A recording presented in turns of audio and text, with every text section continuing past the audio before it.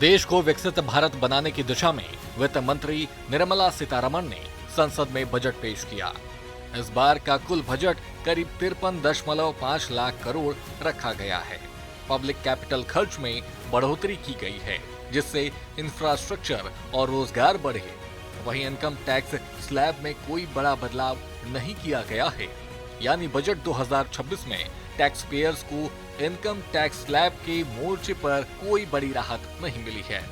इस बार income tax slab में वित्त मंत्री ने कोई भी बदलाव नहीं किया है, यानी कि अगला बदलाव होने तक पुरानी व्यवस्था लागू रहेगी।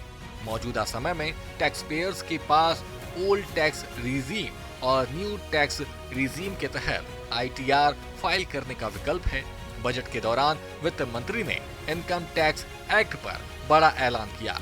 उन्होंने कहा कि नया इनकम टैक्स एक्ट 2025 1 अप्रैल 2026 से लागू होगा। ये 1961 के पुराने कानून की जगह लेगा, जो 60 साल से चल रहा था। आपको बता दें कि नया एक्ट सरल भाषा में लिखा गया है। अस्पष्टताएं हटा दी गई हैं। सेक्शंस और टेक्स्ट की मात्रा लगभग 50% कम कर दी गई है। खास बात यह है कि इनकम टैक्स स्लैब में कोई बदलाव नहीं किया गया। Direct taxes,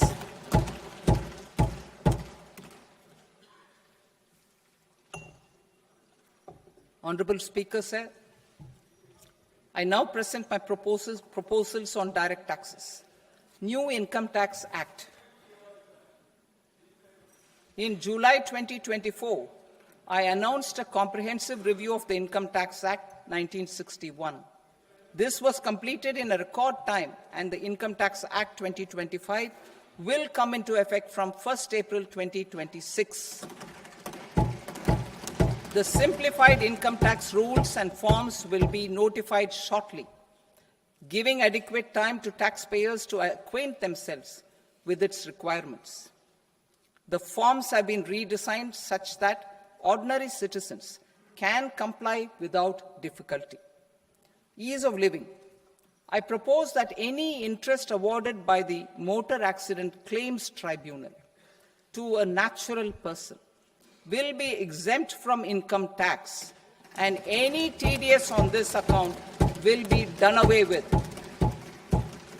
I propose to reduce TCS rate on the sale of overseas tour program package from the current 5% and 20% to 2% without any stipulation of amount. I propose to reduce TCS rate for pursuing education and for medical purposes under the Liberalized Remittance Scheme, popularly known as LRS, from 5% to 2%. Supply of manpower services is proposed to be specifically brought within the ambit of payment to contractors for the purpose of TDS to avoid ambiguity. Thus, TDS on these services will be at the rate of either 1% और 2% only. पिछले कुछ सालों में नए tax system में बड़े बदलाव हुए हैं और अब 12,75,000 रुपए तक की कमाई पर टैक्स नहीं लगता है। अब इस नए टैक्स सिस्टम से क्या फायदा होगा वो भी जान लीजिए। प्रीवियस ईयर और असेसमेंट ईयर की पुरानी अवधारणा खत्म, अब सिर्फ एक टैक्स ईयर होगा। ITR लेट फाइल करने पर भी TDS रिफंड क्लेम कर सकते हैं बिना किसी पेनाल्टी के। फॉर्म्स और रूल्स को आम आदमी के लिए आसान बनाया गया है। अप्लाई करना मुश्किल नहीं रहेगा।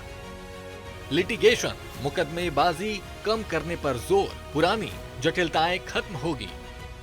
बहरहाल ये ऐलान टैक्स सिस्टम को ट्रांसपेरेंट, आसान और कंप्लायंस फ्रेंडली बनाएंगे। छोटे टैक्स पेयर्स को बड़ी राहत मिलेगी।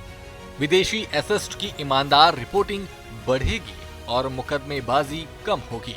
मिडिल क्लास, युवा और आम लोग इसका फायदा उठा सकेंगे। ब्यूरो रिपोर्ट, सूर्या समाचार।